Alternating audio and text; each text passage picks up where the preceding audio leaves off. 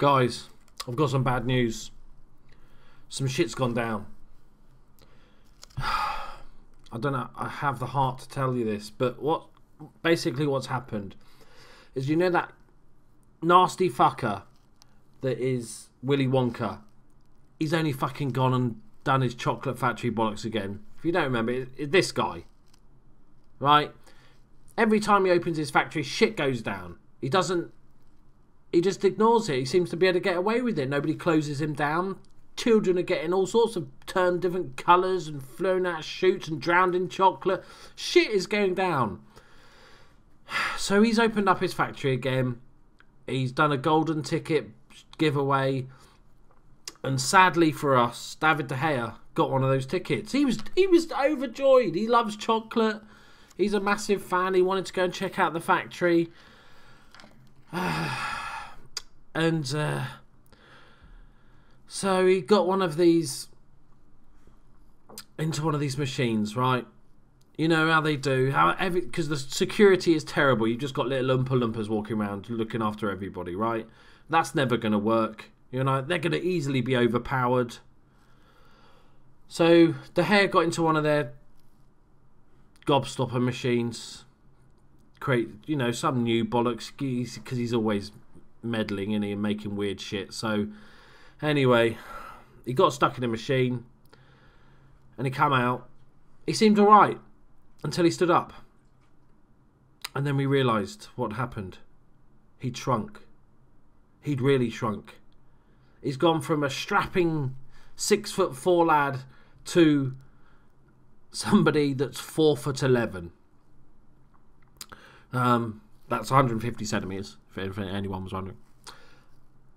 So Man United, they've done the right thing. There was no turning back from there, but they said, no, we'll keep him on. We'll keep him on the same contract. We're going to let him, you know, he might be still alright as a goalkeeper. So let's just hope he can have a decent career as a midget goalkeeper. So yeah, shit's gone down. It's got to be stopped. It's got to be stopped. He now looks like this. It's just wrong. It is just wrong. So wrong.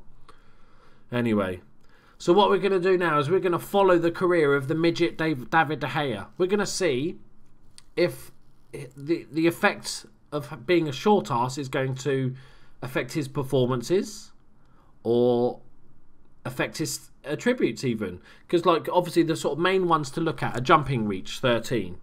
Strength could be altered. Maybe that's going to change, 14. Aerial reach, obviously a massive one, 15. And command of area, 15. I think they're the main ones that are going to take a hit, or most likely with his short arseness. I think that's the technical term.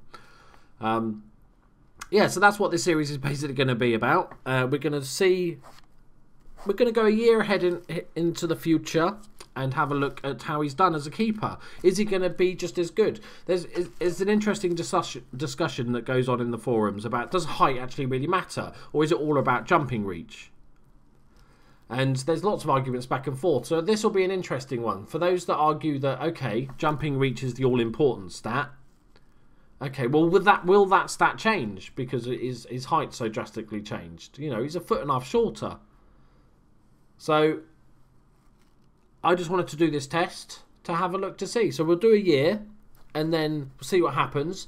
And then once we've done a year, we'll maybe go on 5 years. And we'll see if he can sort of continue the sort of career he has. Or he suddenly becomes quite a shit goalkeeper because of what happens and he has to drop down leagues. So this is him. I haven't changed anything else. All I've done is gone onto the editor, changed his height to 4'11". That's it. No more changes. That's it. We're going to not do anything. I'm not in charge of Man United. I'm just going to go on holiday and then come back in a year and see how he's got on. So I will see you then using the magic of editing.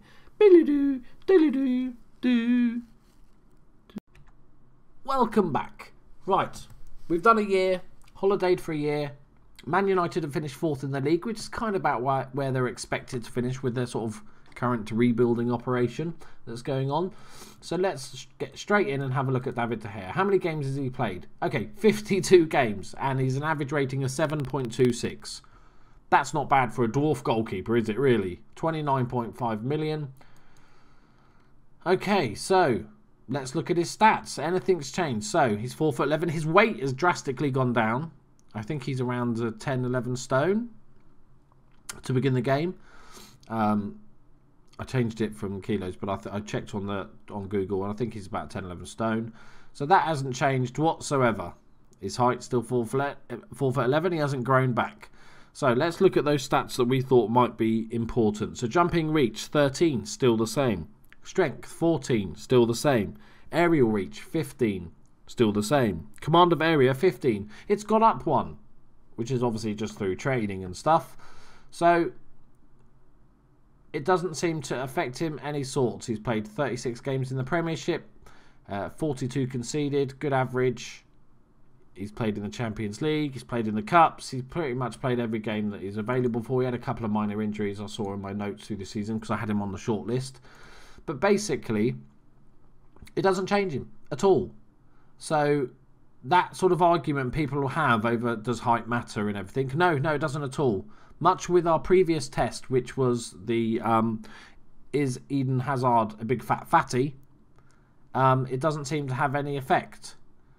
So you can disregard these two figures totally. I'd heard the stuff about, you know, it's jumping reach that all that matters and stuff like that. But then I was thinking, okay, so obviously jumping reach is important. But if you've got a guy that's 6 foot with a jumping reach of, let's say, 10, and a guy that's 5'7" and a jumping reach of 12, I'm still giving the edge to the 6 foot guy. But apparently, no, that doesn't seem to matter at all.